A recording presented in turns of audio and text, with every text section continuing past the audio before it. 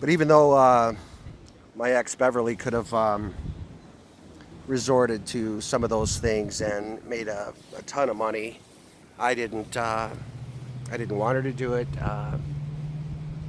and she listened. I mean, she got the man, so there was no need to parade it around other men.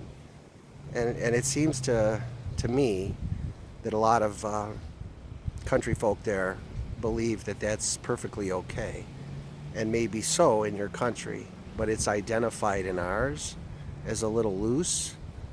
And most guys wouldn't go to the strip joints or to the areas where women are just gyrating their junk looking for a man. I mean, we identify that right away with something that's not of, there's no substance there. It's like you assume that they've got good parts and they're hot, whatever. But once the catch is done, if it's a catch and release. But it seems like in your country, you seem to pride in having a majority of men that think you're sexy, like that gives you some sort of worth. But I want to tell you what's sexy is when I see Asian women, and there's several on TikTok, when I see them working and struggling and smiling, even though they have to work like that, they have a smile on their face, not this pitiful look of sorrow and whatever, but a sense of pride. That is sexy as all get out. When you see women that are doing little interviews and things with their mind on TikTok, YouTube, whatever, sharing with you either experiences or opinions with others and doing it creatively, that's attractive.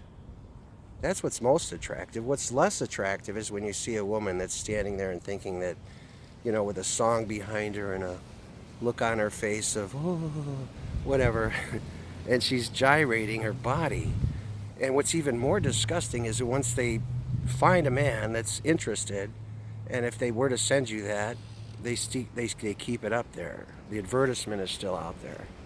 So it's a perfect example to me of hypergamy, of why guys are taking the red pill, because even though they might make an investment into a person in another area, if they have that mentality, like we do here, everybody seems to think that, well, I don't want to stop what I'm doing because it's a source of income, and I'm not going to do that just because I'm in a relationship.